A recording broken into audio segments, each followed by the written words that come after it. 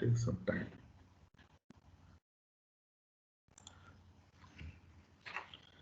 Good morning.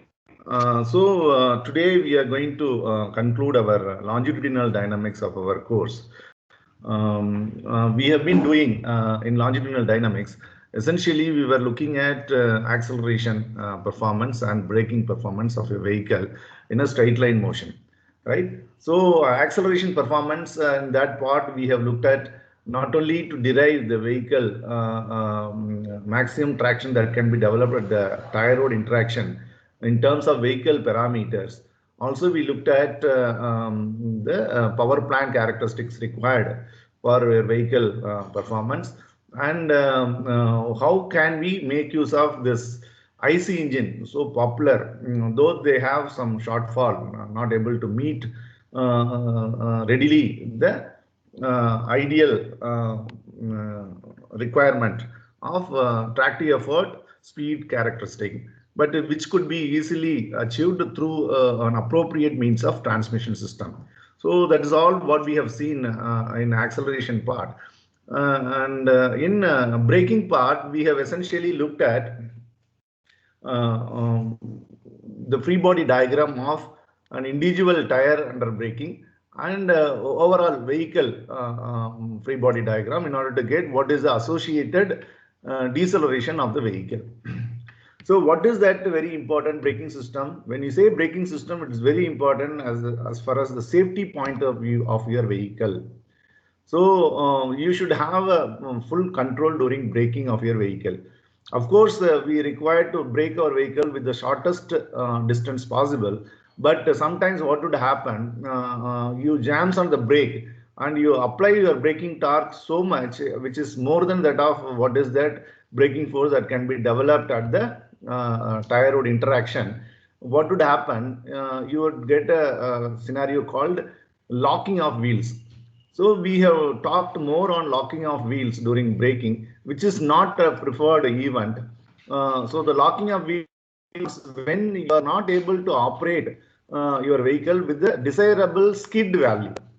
So if the skid value goes beyond value corresponding to the maximum braking effort that can be developed at the road interaction, what would happen? Sudden fall of your MP times W to a sliding value of your road adhesion.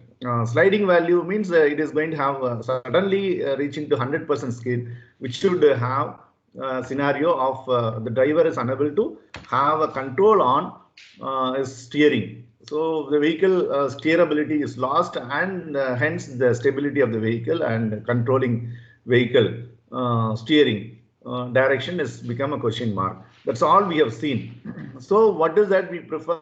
We never want to have wheels locking happening. If at all it is to happen to achieve in a straight line the shortest path, all the four wheels should lock simultaneously. So what is the challenge ahead? All the four wheels to lock simultaneously. If I have my road surface is of constant mu value, and I know that we have made a derivation seeing that the maximum values of braking effort should be achieved if the distribution of braking torque in the front axle and the rear axle of a passenger car or a light vehicle, light trucks, two-axle vehicles, is such that if the ratio is same as that of the ratio of normal in the front and rear axle, then it is possible. That is what is called an ideal braking force distribution, ideal braking moment distribution that you have seen. But achieving that all the time, it's a toughest task because of the challenge of uniform road surface. So most of the time we may have uniform road surface, but when sometimes you see suddenly the variation in mu value between front and right side, mu value can be different. So the road can be slippery road. So this all are suddenly the variation that can come, and which may not work out for the decided braking force distribution. So at that time, you would see that locking of wheels cannot be prevented. So if at all locking of wheels cannot be prevented, and legislative act requirement is what the locking of front wheel can happen first before the rear wheels, so that we will not have a directional stability issue. So we can have direction control problem, but which could be manageable and which can be attended by the driver by reducing the braking torque in the wheels. So these are all something that we have already looked at in our lectures, and we have got some good idea about it.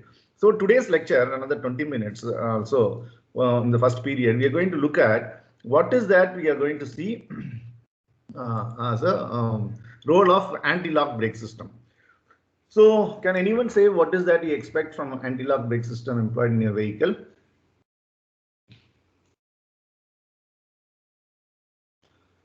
Abhishek Shivakumar? Sir, it Yeah. prevents the locking of wheels. Yeah. Excellent. So the primary work or the function of your ABS is to prevent the wheels rotating during braking from locking. So they should not lock.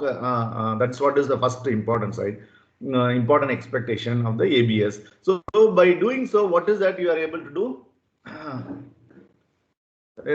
So that you are able to have the necessary side force they are available at the tire road interaction. So when sudden side force is acting when you are applying braking, or the difference in road surfaces and the left and right during the turn. So what would happen? You require a sufficient lateral force at the tire road interaction. So that would be maintained if wheels are not locked. So the primary function of your anti-lock brake system is prevent tires from locking, so that the tires can sustain a side force and can maintain the necessary range of skid in the vehicle, so that it can ensure that the skid doesn't go to 100%, and it can ensure the stability, directional stability as well as direction control in your vehicle. So you are very clear with the definition of skid, other thing, right? So that all are going to be part of this. So today I'm just going to look at there was some bit clarification on your free body diagram of a individual tire, right? And last class we looked at derivation of what is the deceleration associated with the vehicle if it is happen to have front wheel approaching locking first or rear wheel approaching locking first. What are the expressions? And based on those expressions, we are able to have plot of your vehicle deceleration as a function of braking torque distributed in the front axle, the fraction of braking torque distributed in the front axle, that is KBF. So we were able to have a boundary, safe boundary, whereas this locking can be prevented. That's what we have seen in the last class. So I'm going to continue with the same and then have some clarity and look at the working of this ABS, and then we will end the braking performance of longitudinal dynamics part, and then we will get into lateral dynamics in the next period. So let me share my screen.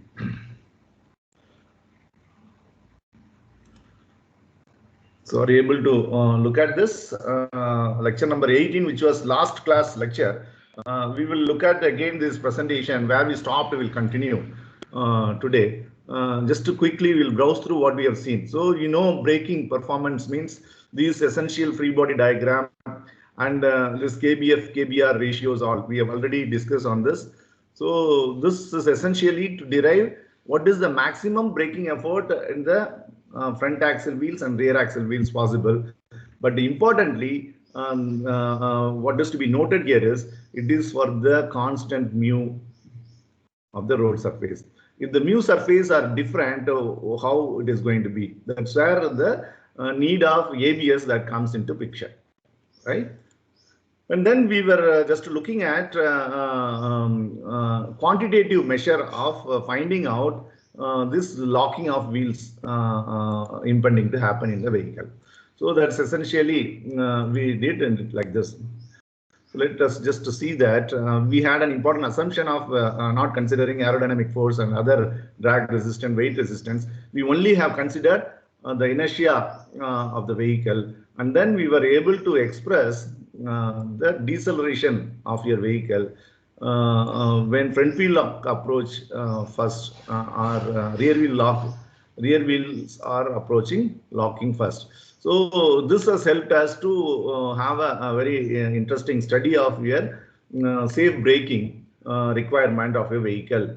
So that has given you a necessary boundary like in this plot shown. So the deceleration achievable in a vehicle should be such that as a function of KBF, so that it should never touch these lines. So it should be below. So if it is corresponding to this intersection, that is what is equivalent to 100% braking efficiency. So you know what do you mean by 100% braking efficiency? That is that a braking scenario where the vehicle will stop at the shortest distance, minimum distance possible.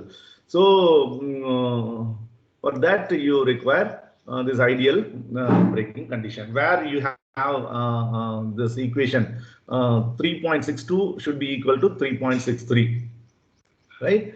So this is what we have seen in the last class. Also, let us look at this again here. What would happen if the rear wheel locks? Why that is not preferred? That's what is clear from this diagram. See, look at here. Loss of directional stability due to lock up of rear wheels, rear tires. Right. So what will happen? You can look at here a vehicle which is not in a straight motion, which is in a curve now. So as this is going and suddenly brakes are applied, what is happening? You see, this is what is your braking force, total braking force that comes, and this is what is your inertia vector. Inertia vector, because you are braking, so inertia vector is in this direction. So what is there here is the total braking force. You see, they are not collinear. They are not collinear. So you would see there is a moment center which is at the front axle center. That is what is called yaw center in the front axle. So similarly, you can have a rear axle. There also yaw center will be there. But why here you have this center O is marked on the vehicle is because when rear wheels are locking, that loses the capability of generating the required lateral force in the rear axle tire interaction with the road. So since that are locked, they are falling to 100% skid. So what is happening? It cannot support the side force that are necessary for the cornering. So what will happen? The drifting from the rear. So the rear tires will be just sliding in a lateral direction. If this is a curve, I have somewhere here my center of curvature, and then it will go out of the curvature like that, so that the vehicle comes inside the curvature like this. And what is making this to have like that orientation changes because of this moment by WA by G about this front axle yaw center. Why here only FB is there? Because FB here, these wheels are rotating wheels, where the rear wheels are already locked. That's why it is not represented in this diagram. So by front wheels are rotating, but rear wheels are locked, what would happen? This WA by G would create a moment about this point O, and that moment is what is yaw moment, and that would increase so rapidly, so suddenly, and it would become that momentum become maximum at 90 degree, and it would turn so that the rear comes to the front. See this entire scenario. The vehicle has suddenly in no time, fraction of seconds, this scenario happens. That's why it is loss of directional stability. On the other hand, that picture is not there here. If your wheels are in the rear are rolling, but front wheels are locking, what would happen? The yaw center would change to the center of the axle of the rolling wheels. So it will come on the rear axle center.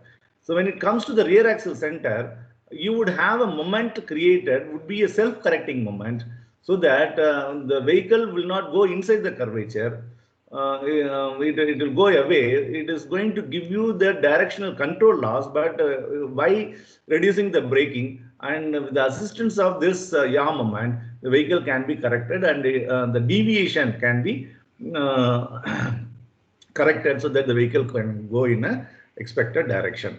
So that is what is on the other hand, what would happen if the wheels are front wheels are locking before rear wheels. So that is what is evident here from a huge experimental campaign.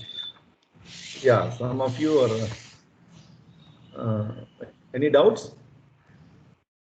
Okay, otherwise you can mute. See here, angular deviation of a car when the front and rear tires do not lock at the same instant. So if they lock at the same instant, what would happen? For example, you look at this graph. How do you have to understand this graph? Take a horizontal axis, a time axis. So this is going to describe the event of braking. So what time the brakes are applied and what is the time it takes to stop. So that's what you can see here. And what is on the vertical axis? You have an angular deviation of your vehicle, angular orientation from the top view of your vehicle, like here. So this is the direction. So the orientation is 180 degrees almost here. So that is the angular deviation. So that's what is described here. And you can see that front wheels locked first scenario. If you consider what's happening, that deviation is so small. So the deviation is only this. So very less number of vehicle only are there in this. Whereas the rear wheels locked first, if you look at, you see that they are going to have a larger deviation till 100 degrees in no time. See, this is 1.5 seconds on the horizontal axis. So 0.5 to 1. So within half a second, what's happening is, see, the deviation is so much in case of rear wheel locks before front wheel locks.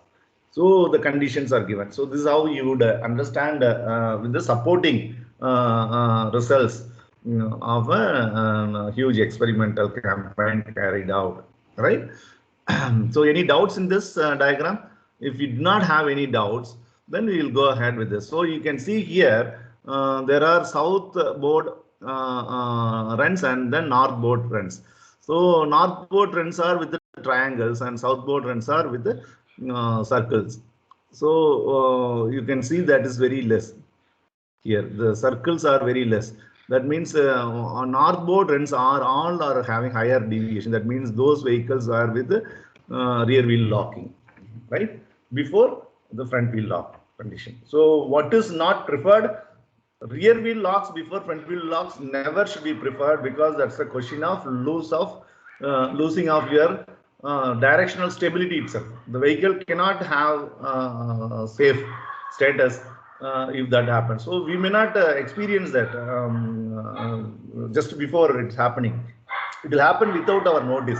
That's what is so dangerous, that while we are driving on highways or when we take a turn, applying brakes, we should be very careful. That's why now it is mandatory become that your vehicle is equipped with electronic feedback control system to account this safe braking without making wheels to lock during braking. And that system is what is called anti-lock brake system. So let's understand that further. So this we have already discussed in the last class, and we have also looked at this is another important two definition as far as braking is concerned: braking efficiency. Another one is stopping distance. A simple derivation. I asked you to go through this and to do it in your notebook. Maybe you can be asked in the examination. And then we looked at this tire dynamic during braking. This free body diagram is required to be understood so that you would be comfortably able to follow what's happening with your ABS system. For that, this free body diagram. Do you have any doubts in this free body diagram? That's one question. Other thing you see on the left of this, you have this graph. So you have the condition of your wheels. So free rolling wheels, skid and locked wheels. So 100% skid takes you to the locked wheels. So when this 100% can happen, if your wheels are rotating within this desirable range of your skid, there is no problem. If skid goes beyond this value, it falls to a value which is going to be equal to mu s times W. And that is what is going to be the state of complete 100% sliding. It's not no rolling of the wheel possible. So as long as rolling means there is the contact of wheel, no control of wheel on the road. If no rolling is possible, that means the entire vehicle will slide and then that is not preferred. Sometimes you see the ABS so perfect, it makes all the wheels lock in an emergency state. You could see that on the foot mark made on the highways, a vehicle could have stopped so suddenly in a straight line, making that impression in a straight line, the tire impression. So that's a perfect working of your ABS. So it is expected that vehicle to be suddenly stopped because of emergency. Somebody is crossing the road and you jams on the brake, and the ABS takes care that the wheels were not locked suddenly, but it is locking and releasing its locking. So that is what is happening. So within a given second, you will see that the wheels will lock, unlock, lock, unlock, lock, unlock, maybe for 5 to 16 times in a second. So how that is happening? So lock means the brake fully applied. So what do you mean by brake fully applied? That means you see in this equation, TT, what is there in this equation is what is coming from the moment by FB into R. TB is what is the driving braking torque that is applied from the brake system.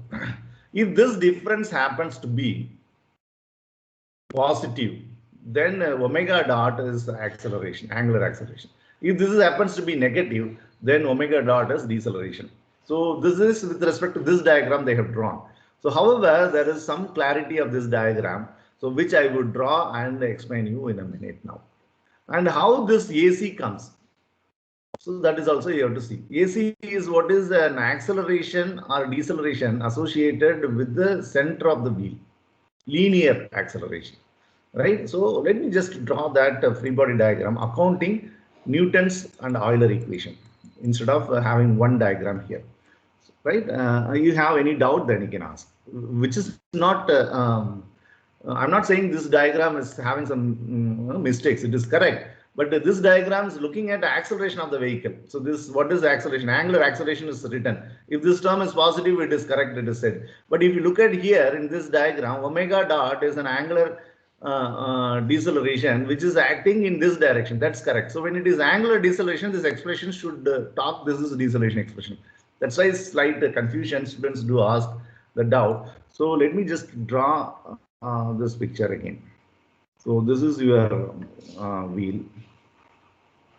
In this wheel, I have the motion of the wheel in this direction. So this is V, and when brakes are not applied, braking torque is not applied, the omega is in this direction. Its free rolling radius is R, right?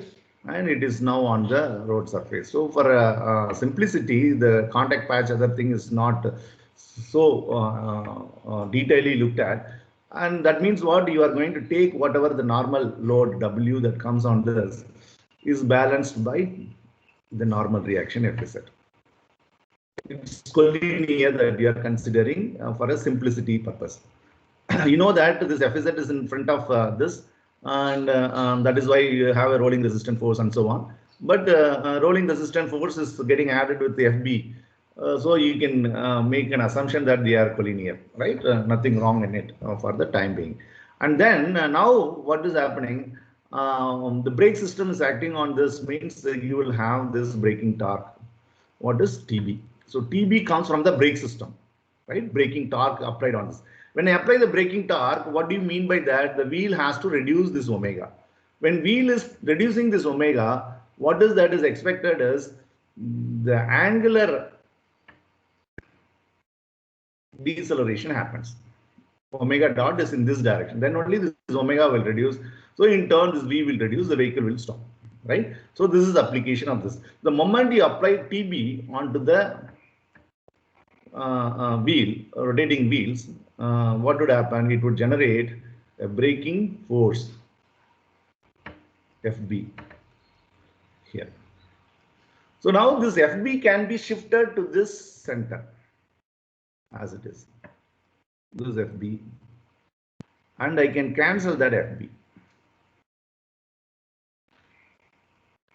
Now we look at this FB and this FB of same magnitude and separated by distance R in a free rolling condition, and that creates a couple moment, and that couple moment is in what direction?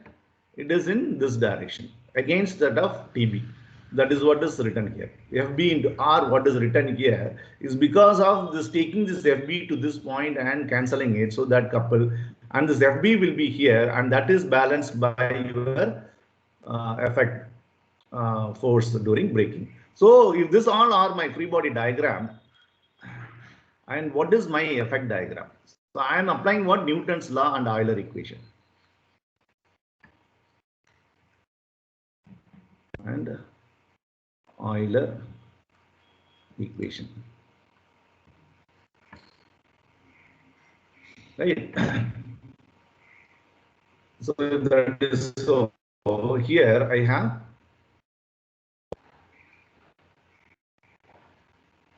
because of unbalanced moment and unbalanced force present here. What is unbalanced force? This FB and C. This and maybe TB and FB are to be balanced. That's what we expect. So when it is zero, it is stopping condition. It's stopped, ideal distribution. It is not so. You have FB into R, which is greater than TB. That means it is rotating only. It is not stopped. If TB is greater than FB into R, then it is locking wheel.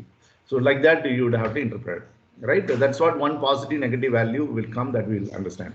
So this all are equal to what is on this side is what is then required I omega dot I alpha, and required deceleration. Required deceleration is in this direction.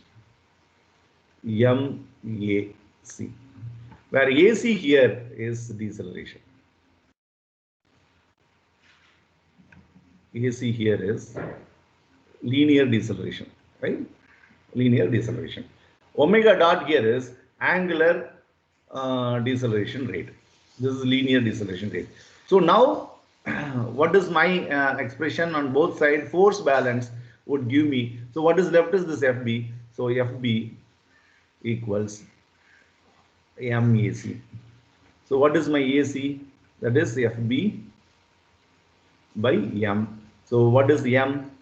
FB by W into G, W by G. So that is what is AC.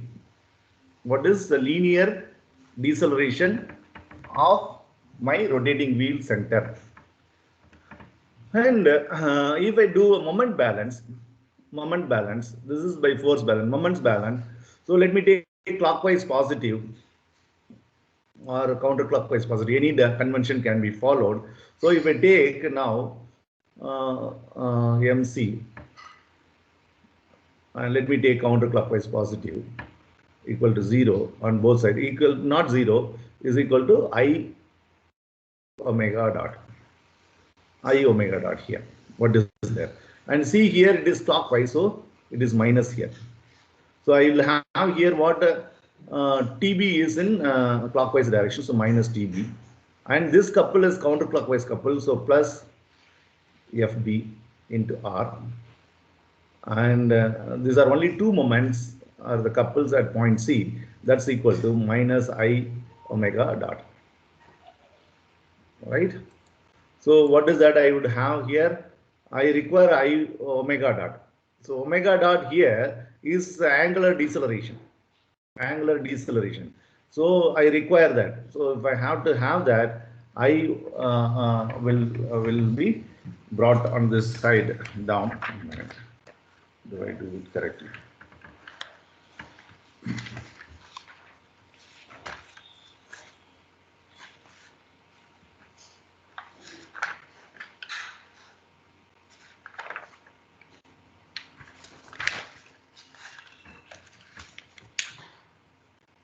What is my just a minute, this expression? Yeah. So this become so this is what is in the textbook. TT is written from tire, and this is your TB from brake system. So omega dot would be what? This is going to be minus, and this is TB. So TB plus minus FB R by I. Right? Because I just multiplied minus sign with both sides, so this become minus and this is Z. So now TB is what is applied torque and FB is what is coming from the road interaction developed. So now if this difference is positive, so what do you mean by that? TB is greater than that. That means it is deceleration. That means it is deceleration. Why it is deceleration? Because that is what I have assumed. Omega dot I assumed in this direction. That is why I take this I omega dot as an effective brake couple moment. So Euler equation says what? Sigma m is equal to I alpha. So I alpha would be will be a braking deceleration couple moment, right? Couple moment. Then that's what, see, this entire thing is drawn based on this expected. When I apply TB, I get my angular deceleration. If I work out with this free body diagram, I get that value positive. This is angular deceleration.